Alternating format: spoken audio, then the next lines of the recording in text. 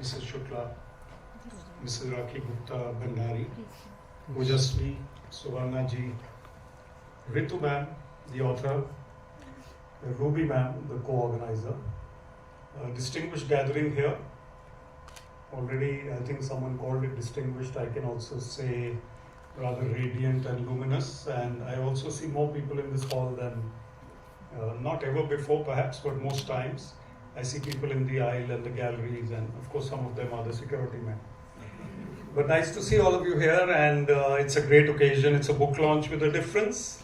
I'm going to talk about the learning element, but just before that, I want to say that book launches are of various kinds. Some people write for the love of it, and some people write poetry, some write prose, some will write fiction. Those are those who I think have a choice. Whether to write a book, not write, whether to publish, not publish. Many people write but don't publish. Some people write for therapy, for expression. Some people write for just the love of writing but not publishing. And other people, they go ahead and publish. Non-fiction books, if I can say so, they come with an element of learning, of experience, of content which is more domain specific, which is related to what you have picked up in life. You can't write a non-fictional book just like that. There's a lot of learning involved. In this case, it is a story as well as learning. And I know Rituji for a while now, though not as much as the friends who very charmingly and very beautifully spoke about her life. I think it was a very different element to the book launch, which I've never really seen. 7, I believe, friends came on the stage and spoke so beautifully. Friends make us what we are. A man is known, a lady is known by the company she or he keeps.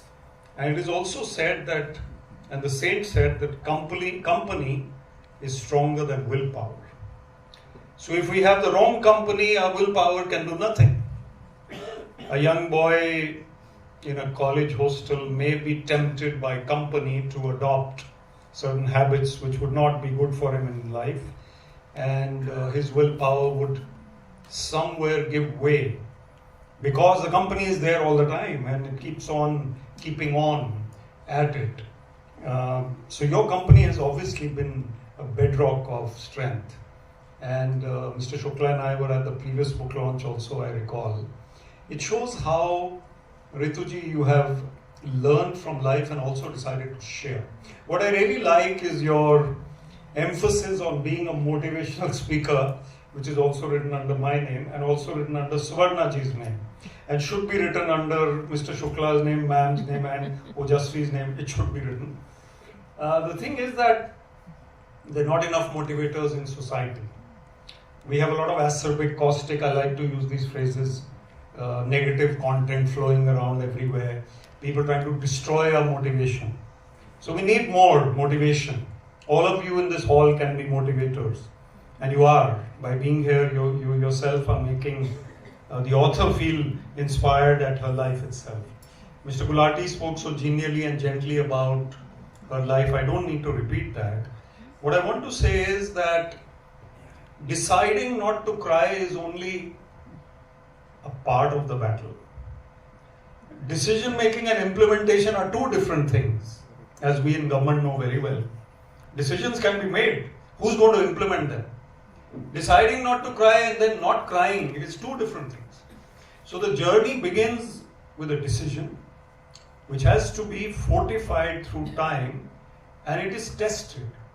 Well, life tests us and has tested Rituji more than most. And the spiritual element again says that none of our tests is going to be so harsh that we cannot handle it. You handle it. And if the scriptures say that our tests are not so harsh that we cannot handle them, and we have no reason to indulge in self-pity or think about disaster and death and destruction, it's easier for the scriptures to say it than for us to implement it. Well, you did so. But without going more into that part, I want to talk about the fact that you, Rituji, are evolving. All of us are hopefully evolving. But some of us do not have the capacity to be so multi-dimensional and yet have so much depth in each of our dimensions. This is something I'm saying with great thought. To be multi-dimensional and to have depth in each of those dimensions is something very rare. So being a Rotarian, being an entrepreneur, being a mother, and the wife who suffered, to be motivational. And I've seen your reels, they keep popping up in my feed. I hope mine keep popping up in your feed and in everybody else's feed as well. Without these kinds of sharings and sharing your learning is something which is equally important. We may be growing, but we are content in our magnificence and we're not relating to others, then there's not much point. So our life has to speak and our words also have to speak in today's era. As I said, there's too much negativity.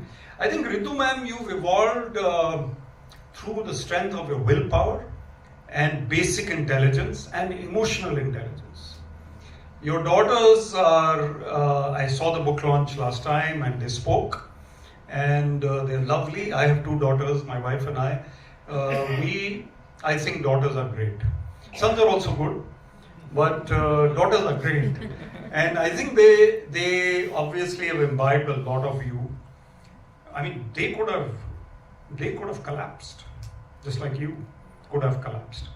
I think the learnings that you have are also very advanced in terms of being aware of what is happening in the globe. Not only in your business, but also in your speaking career. I think you've picked up habits which youngsters are using very well. So being, if I can say so, a senior person, you still have that gumption to pick up newness, which is really rewarding. So I think your life inspires. My 5 minutes are up and we better get on with the show. And I think all the people in the audience, each one of you is, I feel blessed to be here. Your motto is I feel blessed. I think we all feel blessed to be here. Thank you.